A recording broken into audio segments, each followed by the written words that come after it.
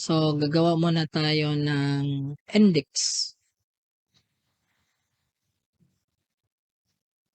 New file, templates. Tapos, anong name ng app? Servicio index.html. Okay? And then sa ating views, so ito, remove this one. Let's remove. Tanggalin natin to. And then import natin yung model natin. From that models, import post. Tapos yung data, which is services.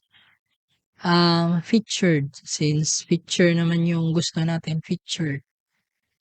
Feature service or feature post or service na lang equals post dot objects dot filter feature is equal to true. So sa ating database, let's say ito, si Vivian Balaoran, so yung feature natin dito is true. And then let's put that on context. Lagay natin sa context. So, context. So, ito yung magdadala ng data natin. So, naka-dictionary type siya. So, context service. Services. Services. And then services. And then return. Render. Request. Lagay natin request. Tapos, yung template, ano yung gagamitin natin, which is servicio index.html. Tapos, yung data natin, context. So, yung data natin comes from our database. So, yung model natin is post, objects.filter, picture request true. So, lagay natin sa service. So, yung context. So, ang key natin is services. Okay? So, meron na tayong data. So, para lalabas siya doon, dito,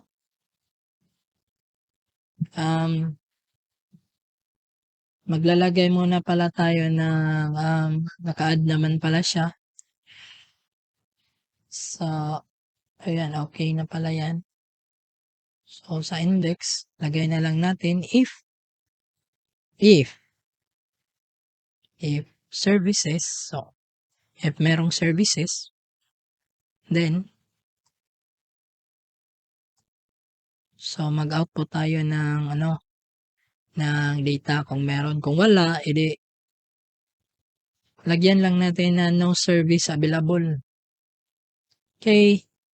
So, no service available. Walang nag-offer. But if merong services, so for service in services. So, lagay natin yung data. UL, maglagay tayo ng UL dito. And then, UL. And then, sa ibaba pala, lagyan din natin ng servicio app. H1.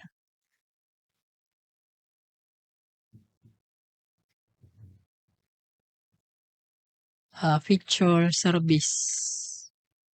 Featured helpers. Okay. So, mga helpers to. They're looking for work. So, list item. And then, lagay natin yung service. Service. Dot title. Tapos, buy. Sino ba yung nag-ano ng service? So, service dot name. Tapos yung price pala. Your price is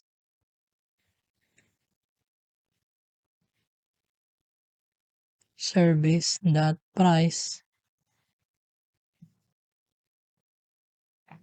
So, ayan na muna. Yung ibang data, later on na lang natin ipalalabas. So, sa URLs natin, andyan na pala siya. Sa views.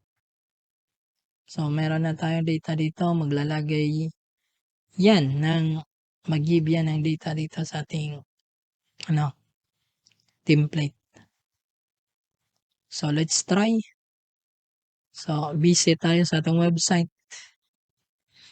Oh, shit! Ang galing naman. Featured helpers. So, ayan. So, andyan si Clark. Joy Pesco. Ko yan. So, I repair washing machine. Wow.